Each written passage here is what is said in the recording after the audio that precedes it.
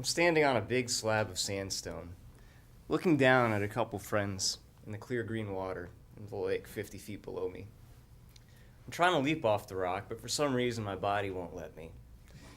After a few false starts, the tried and true 1, 2, 3 jump method finally gets past whatever laudable instincts of self-preservation had prevented my muscles from working, and I'm hanging out in space, limbs flailing, surrounded by rolling green mountains and a lot of sky.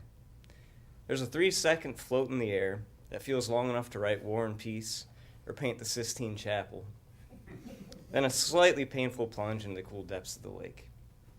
This was a recurrent experience for me and a few friends during my college years at a place called Stanton Lake, Virginia. Fellow Toastmasters, I want to talk to you about a joy that one day you yourself, even you, Rick, may get to experience. The joy of homeownership. As I've mentioned before, my girlfriend and I, we recently went through the home buying process. I've had some time to reflect on that experience, and the way I view it now is kind of like when I was on that rock trying to jump off into that lake. A lot of trepidation followed by a leap of faith. Now last spring, we started going to open houses here in Rochester. Now being at an open house in Rochester in the spring, it's kind of like being in the grocery store right before a blizzard. There's a lot of hands grasping for the same gallon of milk. Now, I don't like making snap decisions about whether to snatch a $3 gallon of milk. I certainly don't like having to make snap decisions that involve hundreds of thousands of dollars. So we kept looking at houses that spring, but that was all it was, just looking. When things calmed down a little bit more this fall, we started to get more serious. We knew what we liked, we knew what we didn't like, and we knew what we could realistically afford. We made a couple offers that fell through, but finally this winter we found a house that, well, it wasn't our dream, met a few key criteria.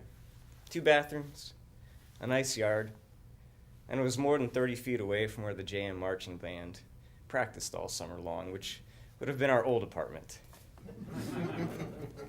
Our offer was accepted in what felt like a very short month and a half.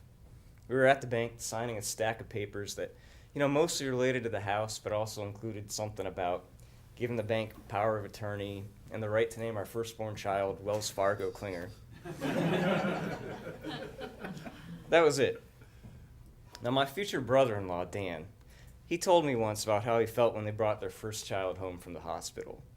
She was in a baby carrier, and they set her down in the living room, and he said they just stared at her.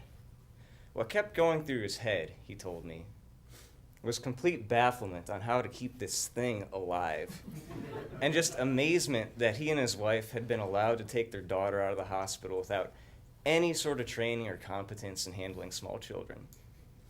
Now, I had a similar feeling leaving the bank, with the house keys and a piece of paper that said I owned it. It was just surreal. My thoughts were along the lines of, that was it? I can't believe they loaned me that much money. What do I do now? We've been in the house for 2 months now, and while there have been a couple, unwelcome surprises, there's been nothing major yet. And what's been interesting is just how quickly we've adjusted to our house. Our apartment, that we lived in 2 months ago is now just a distant memory. So I'm still working on my quixotic goal to lower our electric and gas bills. The other day I had this brilliant idea that if we just nudge the thermostat down a little bit more to 45, we could turn off the refrigerator and just kill 2 birds with 1 stone, And Christy, she's working towards her goal of making this house aesthetically pleasing, which basically means ignoring all of my, helpful advice on how to set things up.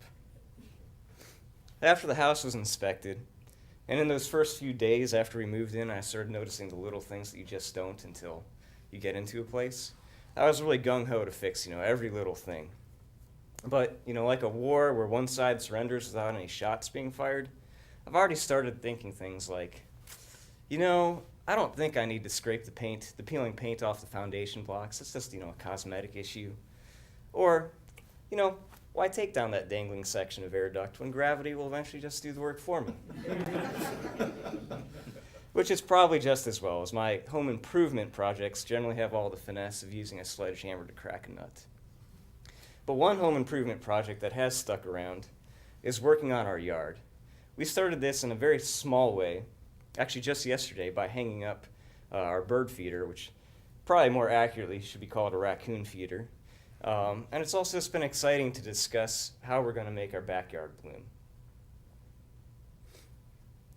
When we would resurface after plunging into Stanton Lake, it was with a sense of exhilaration, born, I think, of the faith and the uncertainty required to leap out into space.